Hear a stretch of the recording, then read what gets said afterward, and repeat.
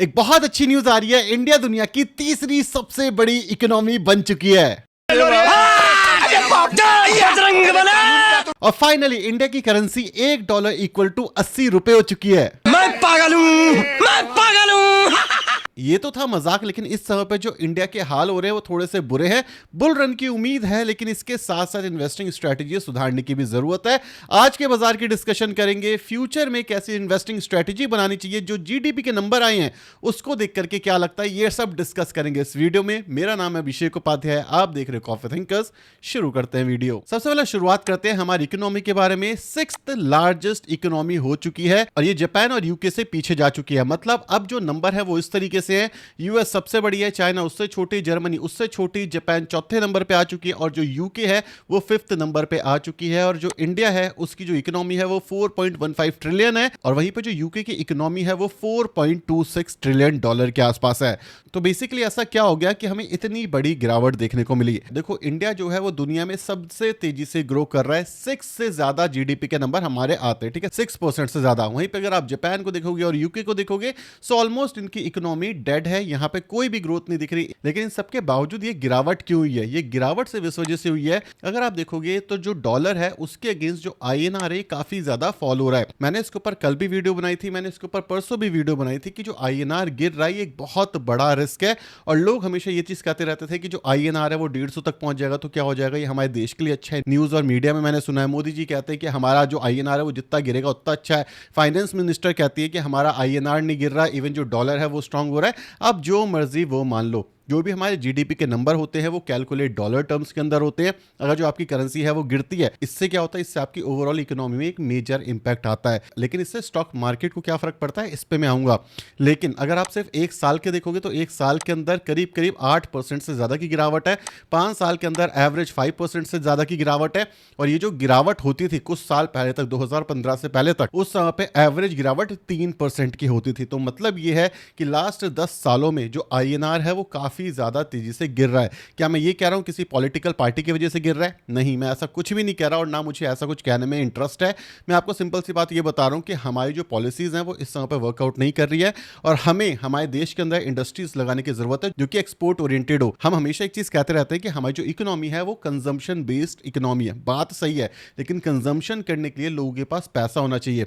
आपको पता है हमारी per capita income to GDP कितना है? अगर आप देखोगे जीडीपी पर कैपिटा, आईएमएफ की मैं रिपोर्ट दिखा रहा हूं और यहां पे सिंपली आप सिर्फ सर्च कर लो इंडिया, 172 नंबर के ऊपर आता है। हमसे नीचे कीनिया है और हमसे ऊपर जो है बांग्लादेश है और कंबोडिया। इसका मतलब ये है कि कंबोडिया और बांग्लादेश की पर कैपिटा इनकम हमारे देश से ज्यादा है।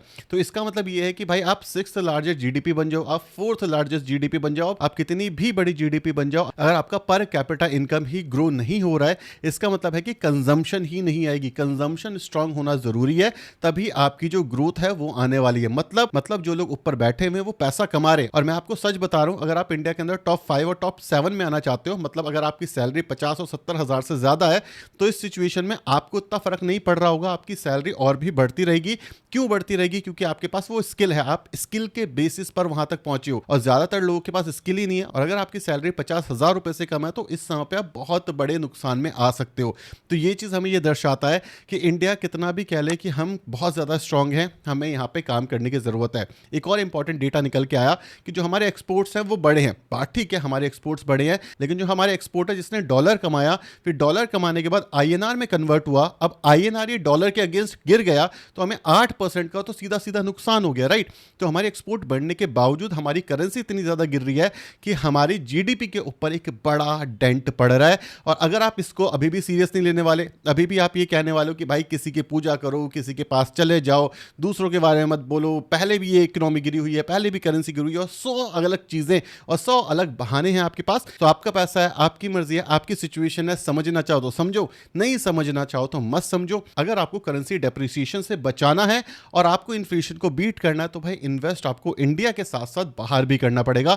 इसको हम कहते हैं पोर्टफोलियो डाइवर्सिफिकेशन। मैं आपको कल भी बोल रहा था, मैं आपको आज भी बोल रहा था। कल मैंने एक वीडियो बनाई थी जिसके अंदर मैंने बोला था भाई बुल रन आएगा। अब बुल रन आएगा, बात ठीक है, बुल रन आएगा, मार्केट के अंदर रिकवरी भी हो रही है, बहुत अच्छी चीज है और आना भी चाहिए, बिकॉज मेरा मेजॉरिटी पैसा भी इंडिया में लगा हुआ है, बुल रन इंडिया में आएगा तो मेरे लिए भी अच्छा है। लेकिन प्रॉब्लम यहाँ पर यह है, बुल रन आने के लिए एफआईआई को वापस आना पड़ेगा। कल मैंने वो वीडियो बनाई है, आज की डेट के अंदर हमारे जीडीपी के नंबर सामने आ गए। अब जीडीपी के नंबर सामने आए मतलब 6th लार्जेस्ट इकोनॉमी हमारी बन गई। मतलब क्या है, जो एफआईआई है, जो वेटेज देते हैं वो किसी कंट्री को, कैसे एफआईआई डिसाइड करता है कि भाई इस कंट्री में इन्वेस्ट करना है और इस कंट्री में इन्वेस्ट नहीं करना, वो डिसाइड करता है based on their GDP, right. हमारी जो इकोनॉमी थी वो 4th लार्जेस्ट इकोनॉमी थी और 2030 तक हम 3rd नंबर पर आने वाले थे, राइट। लेकिन इस समय पे क्या हो गया, हम 4th से गिर करके 6th नंबर पर आ चुके हैं।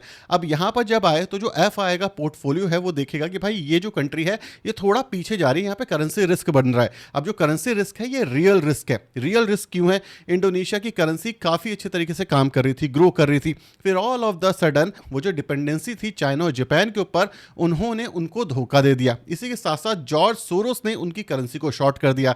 इससे क्या हुआ, वो जो करेंसी काफी स्ट्रांग थी, इंडोनेशिया की बात कर रहा हूं मैं, वो एकदम से गिर जाती है और ऑलमोस्ट खत्म हो जाती है। उस समय पर जिसका 10 करोड़ रुपए भी होंगे वो करेंसी के इशू की वजह से 10 करोड़ ना के बराबर हो गए, ऑलमोस्ट जीरो हो गए। ये जो हमारे पास फिएट करेंसी होती है ये एक ट्रस्ट के ऊपर चलती है जो हमारे सरकार के साथ है, राइट। ये चीज आपको समझनी पड़ेगी। अगर आप रिटायरमेंट के लिए मान लो 1 करोड़ पे रिटायर होने वाले थे आज से 1 साल पहले तक, अब आप 1 करोड़ पे रिटायर नहीं हो सकते, आपको 1 करोड़ 10 लाख या 20 लाख रुपए लगेंगे, क्योंकि जो इन्फ्लेशन है वही 8% से ज्यादा हो गया और इसके साथ साथ करेंसी भी 8% के आसपास गिर रही है।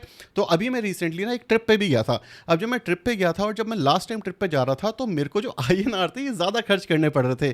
क्यों, क्योंकि भाई इंटरनेशनल मार्केट के अंदर डॉलर चलते हैं। तो मैंने डॉलर के अंदर जब कन्वर्ट करा, पहले मुझे मिले थे $1 80 रुपए के अंदर और इस बार मुझे मिले $1 90 रुपए के अंदर। यकीन नहीं हो रहा तो आप फोटोज देख लो। तो मेजर प्रॉब्लम यहां पर यह है कि भाई साहब जो करेंसी रिस्क है वो हमारी मार्केट में है, तो पोर्टफोलियो को डाइवर्सिफाई करो। आधे लोग यहां तक वीडियो देख ही नहीं रहेंगे, तो अगर आप यहां तक वीडियो देख रहे हो तो कमेंट जरूर करके जाना कि अभी तक आपको वीडियो समझ आ रही है या नहीं आ रही। अब यहां पर बात करते हैं कि क्या यहां से बाजार ऊपर जा सकता है और बाजार की बात करते हैं। सबसे पहले अगर हम आज के बाजार को देखेंगे तो आज का बाजार हमारा एक अच्छे तरीके से रिकवर कर रहा था, ऐसी कोई दिक्कत नहीं थी। लेकिन उसके बावजूद बैंक निफ्टी गिर गया, जिस वजह से निफ्टी 50 गिर गया। बैंक निफ्टी का जो वेटेज है वो काफी ज्यादा है। वापस से जो एनर्जी वाले सेक्टर्स हैं वो चलने शुरू कर गए और ये सारे वो स्टॉक्स हैं जो कि आज फॉल कर गए। It's totally fine. लेकिन क्या इस समय पे हमें इन्वेस्ट करना चाहिए या फिर नहीं करना चाहिए? मेरे हिसाब से इस समय पर भी हमें इन्वेस्ट करना चाहिए। क्यों इन्वेस्ट करना चाहिए? सबसे पहली चीज, अगर आप एक अच्छा स्टॉक लंबे समय तक ले लेते हो, अगर आप एक अच्छे म्यूचुअल फंड लंबे समय तक ले लेते हो तो आपके लिए अच्छा रहेगा। और अभी अगर आप इन्वेस्ट नहीं करोगे तो आप कब इन्वेस्ट करोगे, राइट। बाजार में गिरावट है, अच्छे स्टॉक अच्छे म्यूचुअल फंड सस्ते प्राइस में मिल रहे हैं। लेकिन एक चीज आप याद रखना, जब गोल्ड और सिल्वर चल रहा था तो हर इंसान वहां पे इन्वेस्ट करना चाहता था। आज की डेट में जब गिर रहा है तो कोई इन्वेस्ट नहीं करना चाहता। सो गोल्ड के अंदर पोजीशन बनाना बिल्कुल मत भूलना। अपने पोर्टफोलियो का 5 से 10% गोल्ड में रखना, करेंसी को हेज करने में हेल्प करेगा। करेंसी गिर जाएगी तो गोल्ड का प्राइस बढ़ जाएगा। आपको पता है जब गोल्ड के अंदर क्रैश आया था तो डॉलर टर्म में तो काफी लंबा समय लगा था उसको रिकवर करने में, लेकिन INR टर्म्स के अंदर इतनी दिक्कत नहीं हुई थी। बताओ क्यों? क्योंकि 3% के आसपास सालाना हमारी जो करेंसी है वो फॉल कर जाती है और जो हम गोल्ड खरीदते हैं वो डॉलर टर्म्स में खरीदते हैं। तो इसी वजह से अगर आप इंडिया में हो तो अपनी जो पैसे हैं उसको हेज करो, 5 से 10% गोल्ड में रखो। आज कोई गोल्ड के बारे में नहीं बोलेगा, लेकिन आपके पोर्टफोलियो को गोल्ड बचाएगा। दूसरी इंपॉर्टेंट चीज, इंडिया में आप इन्वेस्ट करो, बिल्कुल इन्वेस्ट करो, अच्छी मार्केट है, यहाँ पे इन्वेस्ट करना चाहिए। लेकिन ग्लोबल डाइवर्सिफिकेशन सीखो। अगर आपको नहीं आता तो मैं इसके ऊपर अब वीडियोस लाना शुरू करूंगा कि यूएस के बाजार में कैसे इन्वेस्ट करना चाहिए, कहां पर अपॉर्चुनिटी है। मुझे बताना अगर आपको इस चीज में इंटरेस्ट है।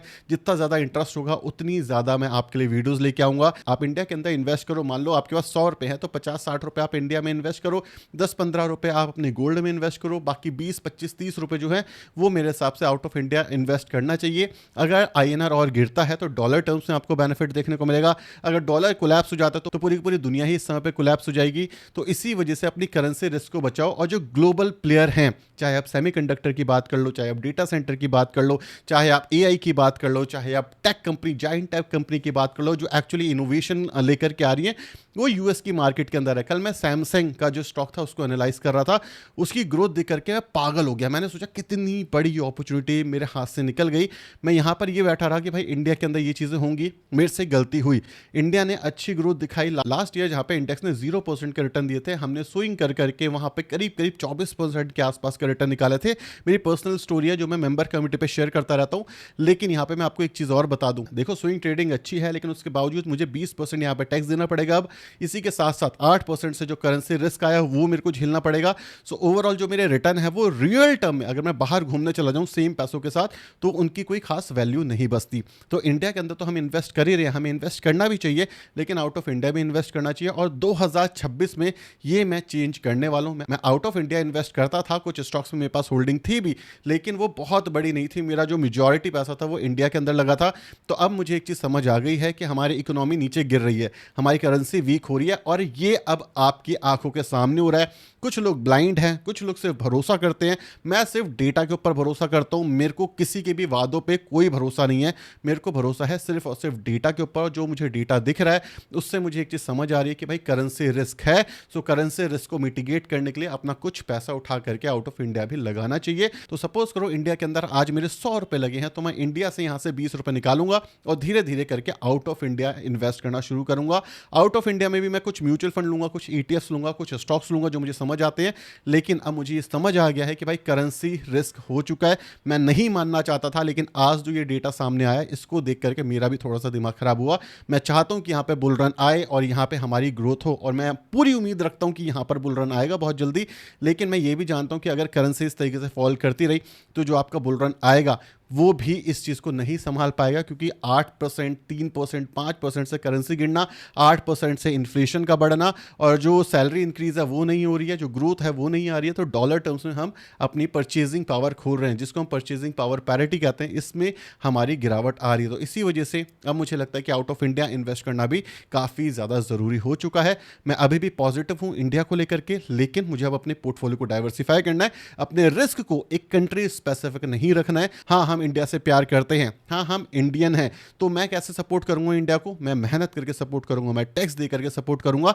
लेकिन जो इन्वेस्टमेंट होती है वो किसी से प्यार करके नहीं होती। इन्वेस्टमेंट आपकी खुद की हार्ड अर्न मनी है, जिसको आपको ही प्रोटेक्ट करना है, कोई दूसरा प्रोटेक्ट करने नहीं आएगा। कल मेरे को एक चाचा ने कमेंट किया कि भाई तुम डोनाल्ड ट्रंप को ट्रंप कह रहे हो, वो तुमसे कितना बड़ा है। मैंने बोला मेरे भाई डोनाल्ड ट्रंप ने इंडिया की धज्जियां उड़ा दी, पूरी करेंसी इतनी तोड़ दी है कि 6 नंबर पे आ गए। अब मैं डोनाल्ड ट्रंप जी बोलना शुरू कर दूं उसको, उसके हरकतें हैं डोनाल्ड ट्रंप जी बोलने वाले।